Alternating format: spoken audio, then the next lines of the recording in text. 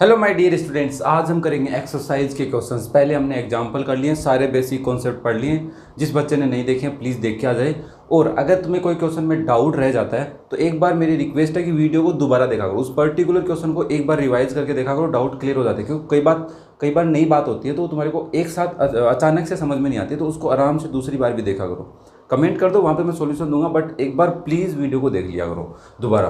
Okay, the product of two consecutive positive integer, कि दो consecutive लगातार, कॉन्जिक्यूटिव का मीनिंग बताया था एग्जांपल में, पॉजिटिव इंटीजर एक साथ पॉजिटिव। जैसे अगर 1 और 2 है, 5 और 6 है, तुम क्या कहो सर 5 को मैं अगर x ले लूँ तो 6 को क्या लिखूंगा, 6 को मैं लिख सकता हूँ 5 + 1, इसका मतलब ये हो जाएगा x + 1। क्लियर है? तो x और x + 1 ये मेरे दो कॉन्जिक्यूटिव इंटीजर्स हैं, ठीक है, और उनका प्रोडक्ट दे रखा है 306 दे रखा है। तब हमें क्या करना है, इससे क्वाड्रेटिक इक्वेशन बनानी है। x denote the smaller integer, तो हमने 5 स्मॉलर है 6 के कंपेयर में, एग्जांपल लिया, जरूरी नहीं है 5 6 ही होंगे। तो हमने स्मॉलर को x लिया है तो ग्रेटर x + 1। अगर वो कहता ग्रेटर को x लो तो स्मॉलर को क्या लेते, x - 1 लेते। ये याद रखना बात है ना, काम की बातें, छोटी छोटी बातें धीरे धीरे देखो समझाता रहता हूँ। सो इसको हम सोल्व करेंगे, तो इसको सोल्व करना है मतलब मल्टीप्लाई करना है। x × x x², x × 1 + x हो गया इस 306, उसको इधर ले वो नाराज हो जाएगा, x² + x - 306 = 0। तो ये हमारा क्या बन गया, क्वाड्रेटिक इक्वेशन बन गया है, जो रिप्रेजेंट कर रहा है इस सिचुएशन को। क्लियर है? चलो सिंपली क्वेश्चन नंबर 2 भी कर लेते हैं, साथ में लिखे हुए हैं, टाइम कम लगे बस हमारा। क्वेश्चन नंबर 2 में क्या कर रहा है, जॉन एंड जीवंती, अच्छा जीवंती टुगेदर हैव 45 मार्बल। ओके, मतलब जॉन प्लस जॉन, जॉन को मैं जॉन लिख देता हूँ, जॉन और जीवंती दोनों के पास कितने मार्बल हैं, 45 मार्बल्स हैं। अब मैं कह दूँ अगर जॉन के पास x है, समझना एक बार, तो बताओ जीवंती के पास कितने हैं। तो सर जीवंती के पास, अगर जॉन के पास 12 होते तो 45 में से 12 माइनस करते, तो सिमिलरली हम क्या कहेंगे सर 45 में से x माइनस कर दो, इतने मार्बल्स हैं। तुम जीवंती को भी x ले सकते हो, तो जोन के 45 - x आ जाएंगे, ठीक है। बट यहाँ पे देखो क्वेश्चन के लास्ट में बोला है x मार्बल किसको लेट करना है, जोन को करना है, ठीक है। क्वेश्चन कई बार पूरा पढ़ने पे समझ में आता है, हम समझ गए वो। Both of them lost 5 marble, भाई एक के पास इतना है, एक के पास इतना है, इसने 5 मार्बल लॉस कर दिए, तो जोन के पास कितने बचे, आफ्टर 5 मार्बल्स लॉस, 5 मार्बल खोने के बाद जोन के पास बचे x - 5, और जीवंती के पास कितने बचे बेटा, जल्दी बताओ। सर जीवंती के पास बचेंगे 45 - x - 5, तो ये हो जाएगा 40 - x। ये दोनों के पास अब बचे हैं। And the product of the number of marbles they now have का मतलब जब खोने के बाद, एक होता कि यहाँ पे उनका प्रोडक्ट आता, एक यहाँ पे उनका प्रोडक्ट आएगा। 5 मार्बल खोने के बाद उनके जो मार्बल्स के नंबर है उनका प्रोडक्ट कितना है, 124। तो तुम क्या कहोगे सर x - 5 को मल्टीप्लाई कर दो 40 - x के साथ, तो आंसर कितना आएगा 124। तो हमें क्वाड्रेटिक इक्वेशन बनानी है to find how many marbles they had to start with, कि कितने मार्बल स्टार्टिंग में उनके साथ थे, उनका हमें एक क्वाड्रेटिक इक्वेशन बनाना है। तो सबसे पहले multiply 40x - x² - 4 5 = 20, 200 + 5x = 124।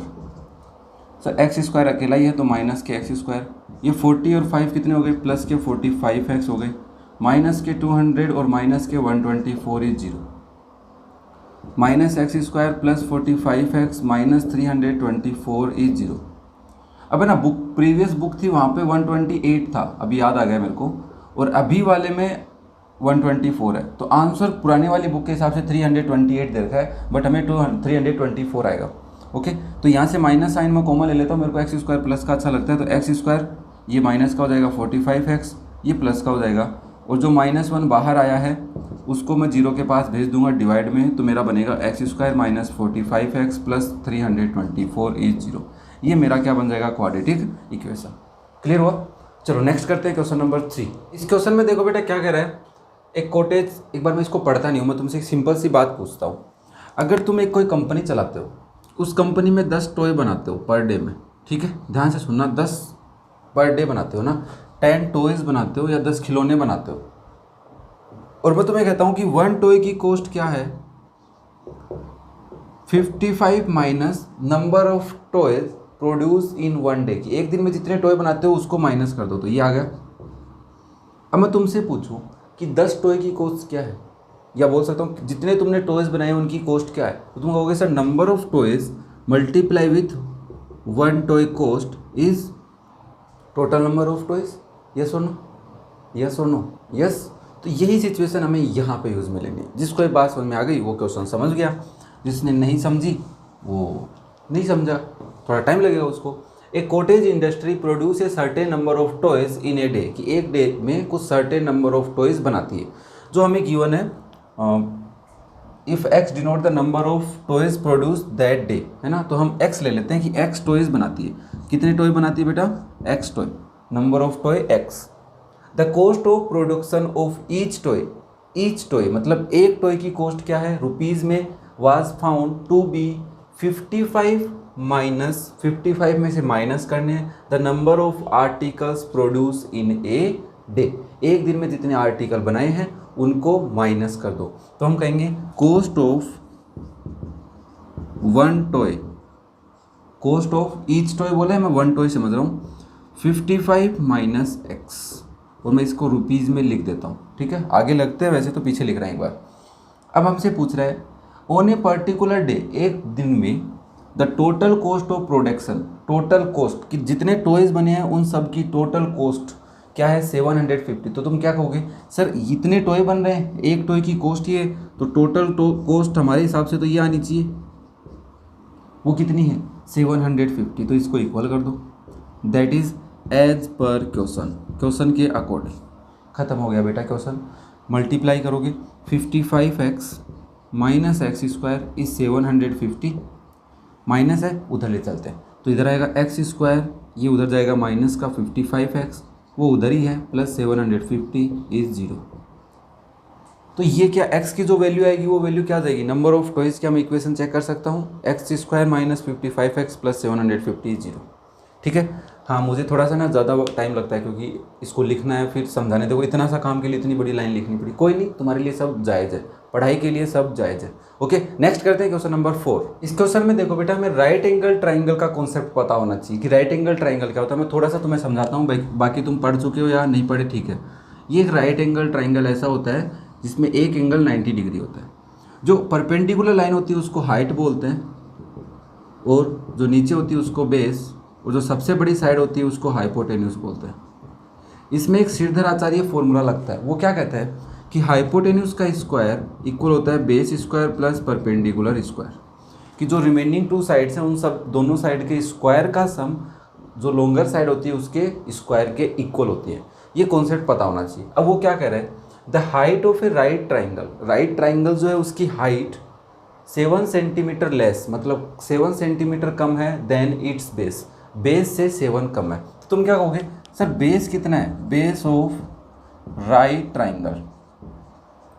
Triangle का बेस कितना ले लेते हैं, x सेंटीमीटर है क्या, ठीक है। तो मुझे बताओ हाइट कितनी होगी, as per question height is that much x minus 7 centimetre. If it say that double from double and then other things, then we can do it. Okay, if hypotenuse is 13 centimeter directly given, hypotenuse कितना है बेटा, hypotenuse हमें given है 13 centimetre. तो basically अब तो हम easily hypotenuse पता है, हाइट पता है, बेस पता है, थ्योरम लगा सकते हैं। Since Pythagoras theorem is hypotenuse square is base square plus perpendicular square, ये रिलेशन गिवन नहीं था, हमें सोचना पड़ेगा, ठीक है। इक्वेशन बनानी है तो हम हाइपोटेन्यूज स्क्वायर लिखेंगे दैट इज 13 स्क्वायर, यहाँ पे सिंस लगा के लिख लेना, पाइथागोरस थ्योरम ब्रैकेट में लिख देना। So base square is x square plus x minus 7 square, यहाँ पे आइडेंटिटी लगेगी, बाकी कुछ नहीं है। 13 का स्क्वायर 169 होता है, ये एक्स स्क्वायर है, plus a minus b whole square that is a square plus b square minus 2ab that is 14x, 2x square हो गया माइनस 14x हो गया प्लस 49, और उस वैल्यू को इधर ले आते हैं माइनस 169, यहाँ पे आ जाएगा 0। 49 इसमें से माइनस करेंगे 120 आएगा क्या, सही क्या 120। तो यहाँ से तुम इस इक्वेशन को ऐसे लिख सकते हो 2x square minus 14x minus 120 is 0। 2 common आ रहा है तो मैं इसमें 2 कॉमन ले लूँगा, x square minus 7x minus 60 is 0। तो हमारी इक्वेशन बनेगी एक्स, ये 2 0 में भेज देना डिवाइड के अंदर, x square minus 7x minus 60 0। तो ये हमारी क्या बन गई इक्वेशन। समझ में आ रहा है अच्छे से, है ना। तो लाइक शेयर सब्सक्राइब करते रहा करो, तुम सब्सक्राइब नहीं करते हो, देख के चले जाते हो, शेयर भी किया करो अपने दोस्तों के साथ। नेक्स्ट करते हैं क्वेश्चन नंबर 5। इस क्वेश्चन में बेटा हमें सोचना पड़ेगा, समझना पड़ेगा, थोड़ा सा दिमाग खुला रखना पड़ेगा। कैसे देखो, an express train take 1 hour less than a passenger train, कि 2 ट्रेन है, एक तो एक्सप्रेस ट्रेन है और एक पैसेंजर ट्रेन है। पहले बेसिक समझते हैं फिर इसको करते हैं। देखो ये दोनों ट्रेन यहाँ से कहाँ जा रही हैं, ये मैसूर से बेंगलोर के तरफ जा रही हैं, समझ लो इनके बीच में चल रही हैं। अब ये दोनों कितने किलोमीटर कवर कर रही हैं, 132 किलोमीटर कवर कर रही हैं। यहाँ तक बात समझ में आई। अब 1 घंटा कम ले रही है कौन, एक्सप्रेस ट्रेन। हम समझेंगे सर अगर ये टी टाइम ले रही है तो ये t-1 ले रही है, अगर मैं बोलूँ ये टी टाइम ले रही है तो ये t+1 ले रही है, ये ज़्यादा ले रही है। एक ही बात है ना, वो कम ले रही है, ये ज़्यादा ले रही है, दोनों बात सही है। तो ये लॉजिक एक बार समझ के रखना, ठीक है। ये एक सिचुएशन है, ये दूसरी सिचुएशन है, हम लेट करें तब, क्योंकि अपना काम समझने का है, ठीक है sir. If the average speed of the express train की स्पीड पहले x थी पहली सिचुएशन में, दूसरी सिचुएशन में क्या बन गई, x में कुछ ऐड हो गया, ज़्यादा हो गई ना, मोर देन मतलब x+11 हो गई अब, okay. Then that of passenger train form the quadratic equation, sorry the average speed of the express train is 11 kilometre per hour more than that of the passenger train. क्या लिख दिया मैंने, कुछ गलत लिख दिया क्या? If the average speed of express train is 11 km per hour more than that of passenger train, okay, form the quadratic equation to find the average train. Okay, ये क्या कहना चाह रहा है, अगर average speed of express train is 11 kilometre per hour more then है passenger train से, मतलब यही बोल रहा है उसी सिचुएशन में कि अगर एक्सप्रेस ट्रेन की पैसेंजर ट्रेन की स्पीड x है तो एक्सप्रेस ट्रेन की क्या है, x+11 है, ठीक है। ये कह रहा है form the quadratic equation two find the average speed of express train. अब यहाँ पे एक दिक्कत ये आ सकती है, सर क्या एक्सप्रेस ट्रेन की स्पीड हम लेट करें? ओबियसली लेट कर सकते हो बेटा, ये पहली सिचुएशन के अकॉर्डिंग ले लो। दूसरी सिचुएशन में तुम क्या बोलोगे, सर ये मैं इसको मैं x ले लूँगा तो ये x से 11 कम है, वो ज़्यादा है तो ये 11 कम है। बात समझ में आई? ये लो, अब ये क्वेश्चन है, हम क्या कर सकते हैं सर, हम एक काम कर सकते हैं कि सर देखो डिस्टेंस गिवन है, स्पीड हमने लेट कर लेनी है, फिर टाइम की सिचुएशन हमें इक्वल कर लेनी है कि अगर भाई इसमें से 1 करेंगे दोनों इक्वल हो जाएंगे, क्या होंगे, कैसे करेंगे वो समझ लें। तो तुम सबसे पहले करो सर स्पीड, देखो अगर एक्सप्रेस ट्रेन की स्पीड लेनी तो x लेंगे, x+11 नहीं लेंगे, उसमें से 11 कम कर देंगे ताकि डायरेक्ट जो x आएगा वही हमारी वैल्यू हो जाएगी। अगर ऐसे करते तो भी आंसर वही आता। चलो बुक के अकॉर्डिंग चलते हैं, इसको लेते हैं, टाइम मैं एक बार हटा रहा हूँ। सबसे पहले क्या कहोगे, सर एक्सप्रेस ट्रेन इतनी डिस्टेंस x स्पीड से कवर करने में कितना टाइम लेगी, तो हम लिखेंगे time taken by express train. Express train कितना टाइम लेगी, सर टाइम का फॉर्मूला होता है डिस्टेंस अपॉन स्पीड, तो 132/x आवर्स, ठीक है, क्योंकि ये किलोमीटर पर आवर में लेट कर रहे हैं इसको स्पीड को, तो ये भी किलोमीटर पर आवर में होगी, ठीक है। फिर हम बात करेंगे टाइम टेकन बाय पैसेंजर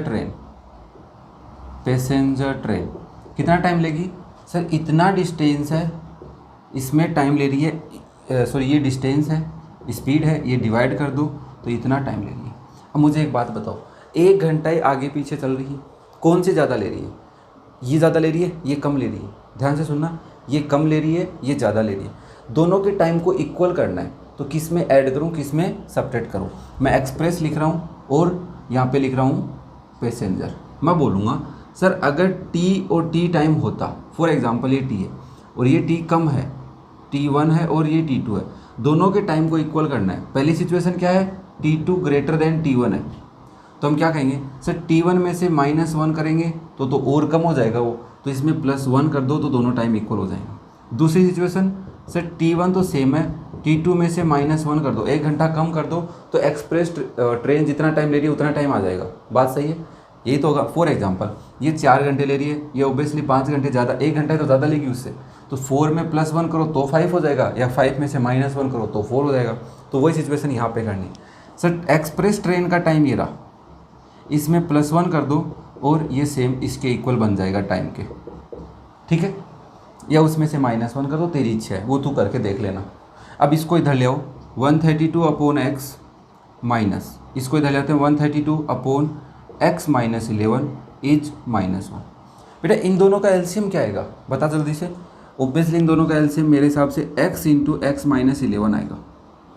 जब इस x का डिवाइड किया तो इसमें x - 11 बच गया, वो मल्टीप्लाई हो जाएगा 132 से, फिर बीच में माइनस है, ये होगा 132x is -1। 132x bracket multiply minus 132 को 11 से मल्टीप्लाई करेंगे कितना आएगा, 1352 आएगा क्या, चेक करता हूँ मैं। 132 मल्टीप्लाई विथ 11 1452, तो ये आ गया 1452 माइनस 132x इज, इसको इससे मल्टीप्लाई करना है तो -1 मल्टीप्लाई विथ x, इसको मैं अंदर मल्टीप्लाई कर लेता हूँ, x² - 11x, ठीक है।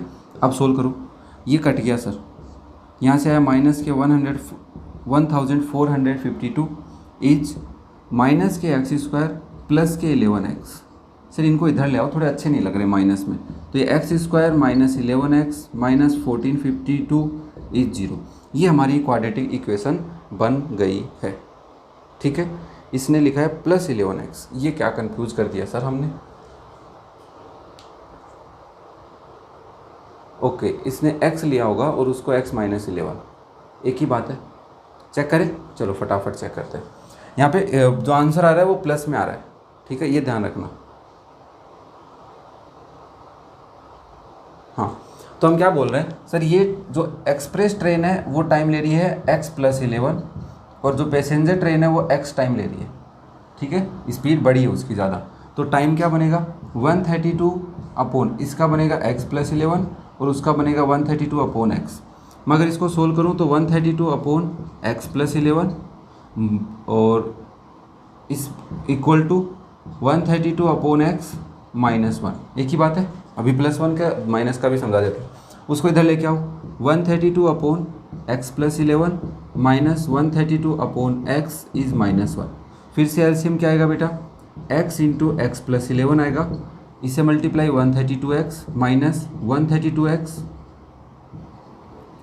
और ये आएगा माइनस के 1452 इज -1, ठीक है, यहाँ तक ठीक है।